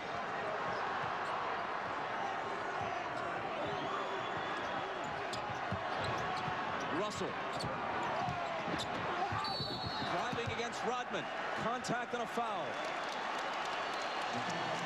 Kukoc was also there, and they call it on Kukoc's third. Now you watch Harper as he takes this shot. Does he get it off in time? I don't know. That's a tough call. Well, you know what? If they miss that call, it's a 5-point swing in missed calls on shot clock situations. They took a Howard Eisley 3 away wrongly in the first half. This one was even closer, but it appeared that Harper may have been just a fraction of a second behind the shot clock. Harper's basket counted. This one by Eisley, which should have counted, did not. See, I think this 3 was good in the last shot that Harper took. I think that was a shot clock violation. Russell steps to the line and knocks them both down.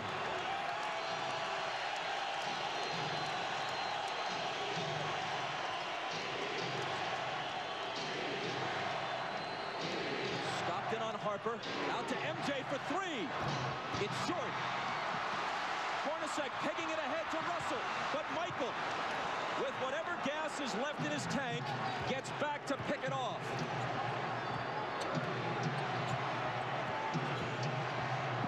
Rodman, offensive foul on Dennis. And that's 5. Now, Isaiah, that's what you're talking about. Jumping out off that screen and make Michael Jordan be a passer. Throw it to Rodman, who can't finish. And you saw Jordan right there complaining, saying Rodman needs to have a chance to come down. I thought it was a questionable call. When you look at this play, you watch Jordan come off the screen and he's double teamed, and as an offensive player, you're allowed to establish position and come down. It's a tough call right there.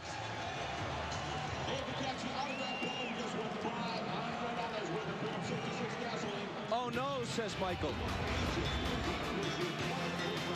The Jazz by a basket. We got to execute down the stretch, guys. That's the key right now. They got team, they're in the penalty. I don't know what we are down there. Are we penalty yet? Yes. So they're in the penalty too. I guess they're going to Malone. Maybe we want to try double teaming and rotating this time when we get down there quick enough. All right. Although he's been having a little bit of a struggle this quarter. Hey, Dennis, when that guy go baseline, I know you got to help a little bit. When he turn back, I'm going to be there to double. Then we're going to go second guard, Phil. Push the ball up the court. Second guard, Phil with some energy. 2-pass top, 3-pass, pull. These guys on the weak side can be moving. Well, let him be at the guard. All right. And we got to take the ball to the basket on this team. Go after him now. All right. Chance to go up 4. Hornacek throws the pass, and Michael Jordan, with every ounce of energy that he has, goes up and gets the skill. He misses the shot, the 3 that would have put him up 1. Had this gone through, it would have been a 4-point lead for the Jazz. Michael gets back and makes the great steal.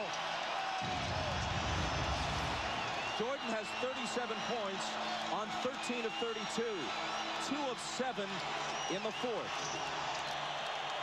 He is 3 of 14 in his last 2 fourth quarters.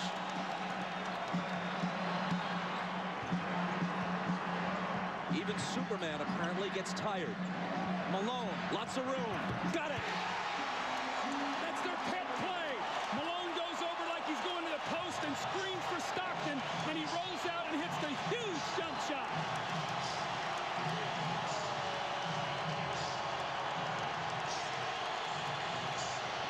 Jordan spinning. Double team. Has to get rid of it. Gets it right back from Pippen. Double pump, knocked away by Carr, and a foul. Isaiah, normally on this play, Malone goes to the post. This time he goes and screens so Stockton can get to the middle of the floor. A mix-up, they trap, no one rotates, and Malone buries the shot. Now on this defensive possession, Hornacek, I thought, should have run at Michael Jordan and made him pass the ball back to Scottie Pippen. You got to take the ball out of Jordan's hands right now and make Harper or Pippen beat you from the perimeter. Jordan's 9 of 12 now at the stripe. Now you look at the job that Russell is doing against Jordan. He's keeping him out on the perimeter, not allowing him to come into the post. He hits them both,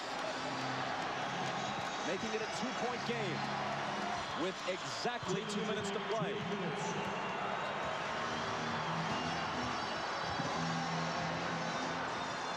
Stockton. Russell with a huge rebound.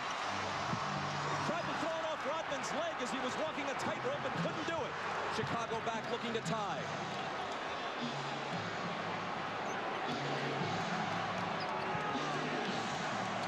Michael. Short. Rebound Stockton. The jumpers come up short when fatigue is a factor. It's true of anyone, even the best of them.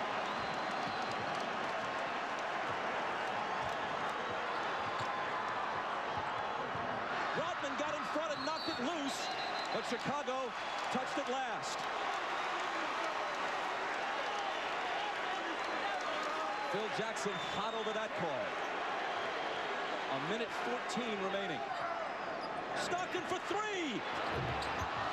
That would have been a dagger in Chicago's heart. Instead, they can tie it or take the lead with a 3 of their own. Jordan. And a blocking foul. Stockton is down on the floor. Jordan's going to come to the line. It's Stockton's 4th. You watch Jordan fake like he's coming to the middle again. Russell gives him the baseline. Stockton comes over a little too late. Called the blocking foul on Stockton. Jordan again at the free throw line. Chicago takes a 20-second timeout. Now you watch Jordan in the fourth quarter trying to get to the basket against Anderson. Pulls up and takes the jump shot. Again, they're keeping him out on the perimeter, not allowing him to get into the post. Coming to the foul line for his patented free throw line, Jay. But again, Russell keeping him out of the post, pulls up, shoots it a little short. This is a big 20-second timeout for Chicago because it allows Jordan to get some rest before he goes to the free throw line to try to knock down 2. At the line, he's 10 of 13. From the floor, he's 13 of 33. Well, in this fourth quarter, Michael is only 2 of 8 from the fourth quarter, but what he's done is he's been able to get to the free throw line. He's 6 of 6. They've got to find a way to be able to guard him without fouling him here. He cuts it to 1. Phil Jackson has told the Bulls during the last couple of timeouts, let's try to take it to the rack, go to the basket, not look for the perimeter shot.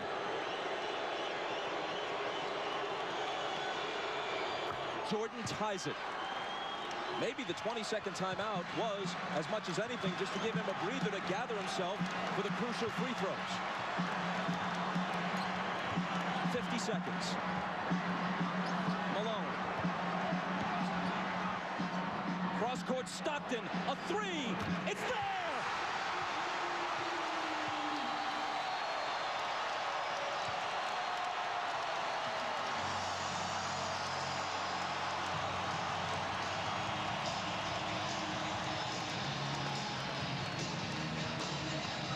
Stockton hits the 3.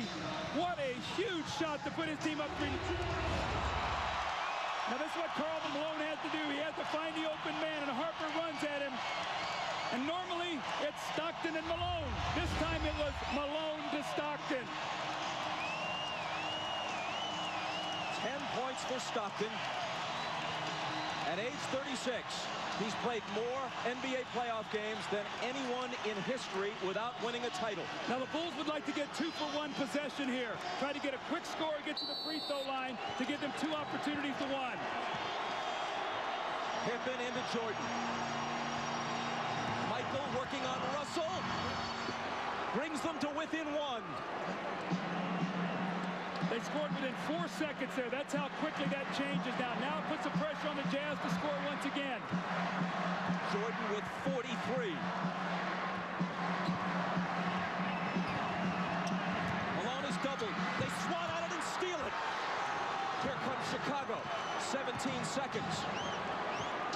17 seconds from Game 7 or from championship number 6. Jordan. Open. Chicago with the lead. Timeout, Utah. 5.2 seconds left. Michael Jordan running on fumes with 45 points. At the end of the game, you got to get it out of his hands. He's beat you so many times.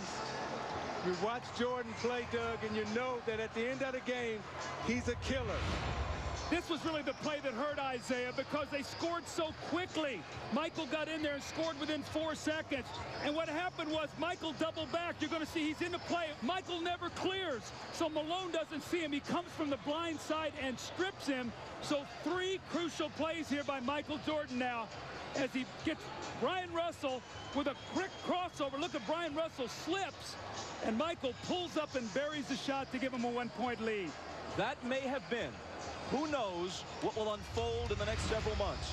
But that may have been the last shot Michael Jordan will ever take in the NBA. If that's the last image of Michael Jordan, how magnificent is it? Nothing down the sideline. He throws it in. You got to get right back to it. Like this, we give him the line to keep it to the basket. Now you know, they'll curl, and the other guy will go in. They'll set a pick on him and bring him off here. Harper! Got that? Yo.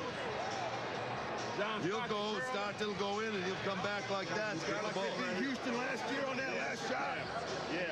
Get a look this. They go like that. So you can't get settled in. You got to walk a little bit. Yeah. Do we want to delay a game? No. Play, all right. No, they expect them to do that. Make it delay, but don't do it. If they score, there's a Game 7. If they don't, for the second straight year, they go out in 6. Stockton. Harper's on him. Behind the screen. Harper got a piece of it. It comes off. The Chicago Bulls Bulls have won their 6th NBA championship, and it's their second three-peat.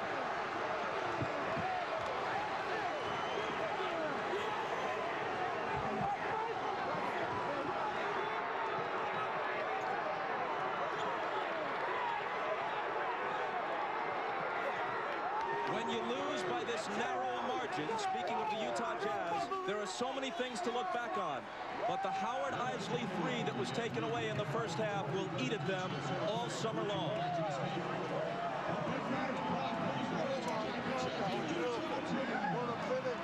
Jackson and Jordan, perhaps for the last time.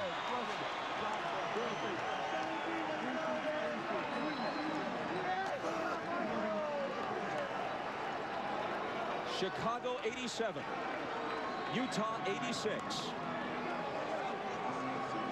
Jerry Sloan showing class, trying to shake hands with each and every member of the Chicago Bulls, who won 2 out of 3 here and 2 out of 3 in Chicago.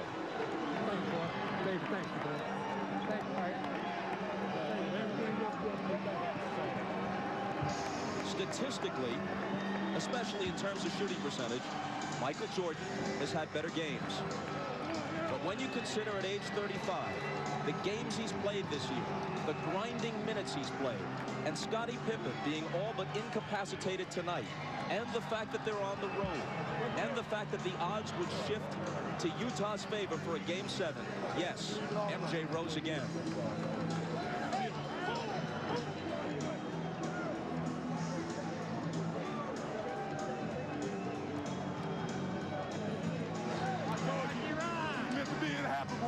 He no longer needs accomplishments to prove his case as the greatest player in NBA history.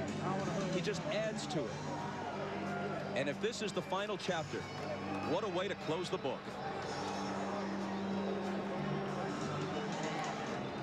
I tell you, Bob, as you look at Scottie Pippen there, I remember all Scottie ever heard about was the migraine headache and that he couldn't play with pain. Well, today, they could not have won this game without him. Just his presence being out there. He made some big shots. He fed the post. He did all the little things for Chicago, and his numbers aren't going to show it. But Michael, once again, with the heroics, the unbelievable plays. But his sidekick, Scottie Pippen, was there for him when he needed him. And I'm watching Michael Jordan hug his mother right there.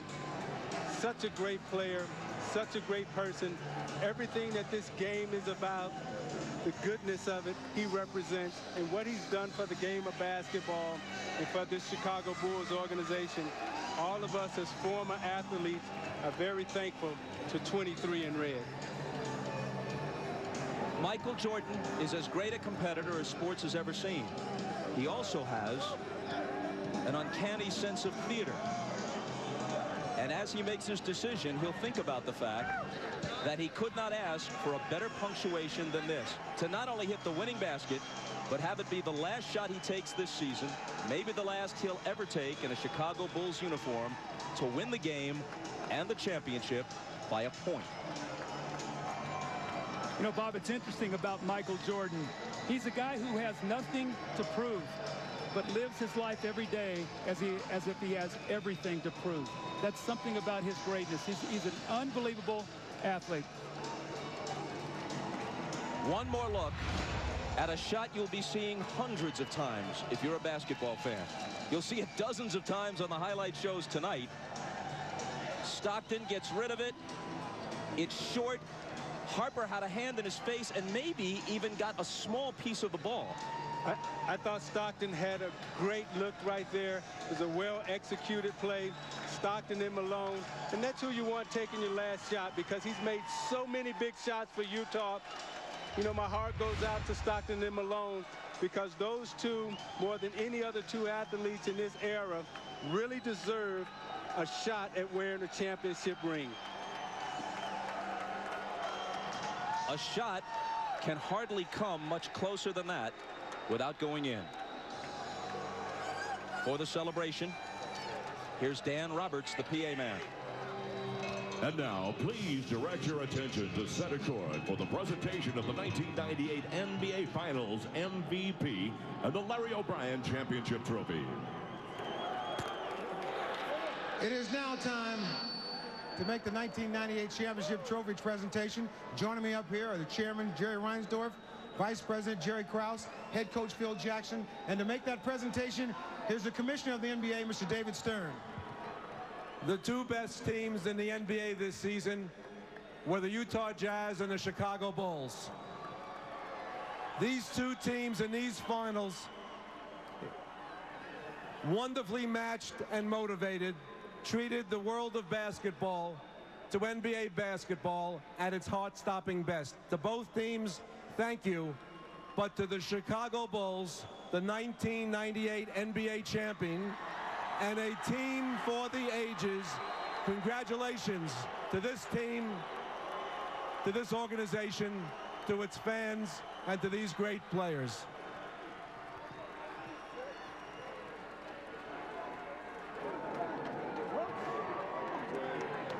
All right, Mr. Reinsdorf. Chicago Bulls fans all over the world would like to know, are you going to do everything you can possible to bring these guys back here to try to do this all over again? Well, let me first, Ahmad, say that on behalf of millions of Bulls fans all around the world, it's an honor to accept this trophy. It's only unfortunate that we can't have co-champions, because this Utah Jazz team is just the greatest team that we've ever played. 2 years in a row, they took us as far as you could take anybody. Winning six championships in 8 years is unbelievable. It's a tribute to a great coach and his staff, great players, Scotty and Michael, an unbelievable performance by Scotty and Payne tonight. Jerry Krause and his staff, just unbelievable. And on behalf of millions of Bulls fans all over the world, I can only hope and pray that Michael and Scotty will come back and defend the championship one more time. I take that as a yes. You are going to try to bring them back. Yeah, I believe in it. That was beautiful. I never gave up. I never gave up. Every time we were close, I knew we were going to do it. I knew it. Jerry Krause, you have to be very proud of this team. I'm so proud of these players and the staff. And this is for the fans back in Chicago, the greatest sports fans in the world. And we're just so happy. We're going to celebrate safe, guys, and we'll be home tomorrow morning. All right, Jerry, let me ask you, you do everything you can to bring these guys back. Well, you know, tonight all I want to do is celebrate and have fun, and we're going to talk later on. But this is a great occasion. And what Jerry said about the Utah club, Jerry Sloan and Scotty Layden are special people, and this is just a great organization, and it's somebody that you're proud of that you can be with. All right, Jerry, let's talk to Phil Jackson. Yes, I'm on. Yes, once again, another journey to the top of the mountain. How is this one different from the other five? Well, Ahmad, we had to fight our way through this one. This is a real struggle for us this year against overwhelming odds. Maybe not as talented as the last 2 years, but they had a great heart. Hearts of a champion, as Michael has said. They won it. All right, you will celebrate tonight. Are you going to come back? Gee, that's a great question, Ahmad. I'll dodge that one right now. Thanks. All right, Phil. All right, once again, it is now time for the 1998 NBA Finals Most Valuable Player Award. And once again, here's the Commissioner, David Stern. Big surprise. 6 championships, 6 MVPs. Michael Jordan, get over here. You grace us with your presence. You've contributed mightily to our league. And tonight you gave one of the singular performances in the history of the NBA Finals. Thank you and congratulations, 1998 NBA Finals MVP, Michael Jordan.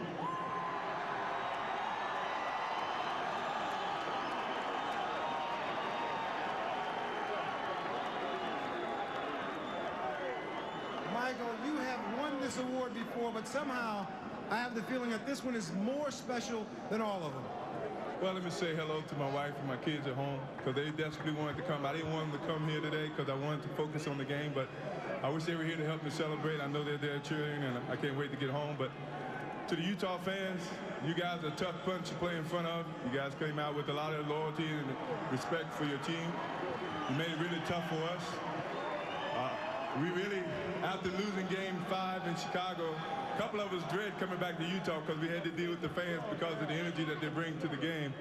But we had no choice, so we had to come in and play our best, and you guys made it a very competitive finals, and you know, it's very worthy to win this. And I think of all the championships that we've won, this is the toughest. It doesn't get any easier, but at the beginning of the season, this was the goal that you set out for. How wonderful was it to make this into a reality? Well, I tell you, when you start the season, I'm pretty sure every team next year is going to start with the focus of finishing and winning their last game. We started with that focus. It was a long road, a lot of different tasks and little bumps in the road, but somehow we made it, and I think everybody who looks at this year is going to have a lot of gratification and understanding and a lot of dedication. There were a lot of times during the course of the season that people doubted the Chicago Bulls, doubted that you'd be able to come back and pull this off. Even during this finals series here, people doubted you. How did you guys stay so confident? Well, I mean, this team is one. Our leadership is strong. Our leadership is very positive, very determined, and it filters down to the rest of the players. And we never let anybody give up. You know, we believed in it, and we kept coming for it. All right, I've asked everybody if they're all going to come around to try to do this again one more time. I would love for that to happen. I think that's something that's going to have to be determined over the summer. All right. Congratulations, Michael. Congratulations, Chicago Bulls. Let's go over to Jim Gray. All right, thank you very much, Ahmad. Tonight, one of the truly gutty performances in the finals by Scottie Pippen. Scottie, how badly were you hurt during this game? I was hurting pretty bad, you know, to start the game off. I was able to get a dunk when I came down. The pain just sort of built from that point, and every time I tried to run, I was getting spasms, but I knew I wanted to come back and try to give a better performance in the second half, so I just tried to take advantage of that little bit of time before the half and, you know, see what I can do. And I came out the second half, and Chip wanted to give me a little treatment, and I took the treatment, and I told him from there I was going to just try to gut it out. You know, I felt like that my presence out on the floor would mean more than just sitting in the locker room.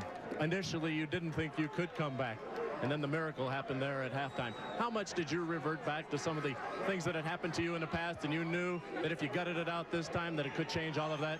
Well, I knew I was going to come back the second half. I have to correct you on that. I knew, but I just didn't know how much I was going to be able to give. I knew I wanted to just hope that the team could stay in the game, keep it close, and if I could come back out, let my presence be known out on the court.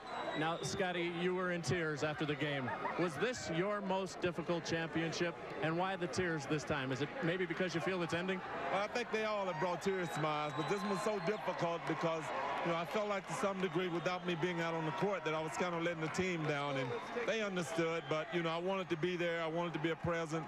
I wanted to play a major role in the game, but the other guys came off the bench, held us in there the first half, especially Michael. He had a heck of a game, and, you know, everything else is history. And as for Michael Jordan, all the superlatives have been exhausted and almost all apply. But perhaps the most important one is this: he's authentic. His essence is so much deeper than image. In fact, the image is, in his case, an amplification of something true and substantive. His heart and his athletic integrity, every bit as impressive as his artistry. So whenever it ends, it's been an incredible ride for Jordan and the Bulls.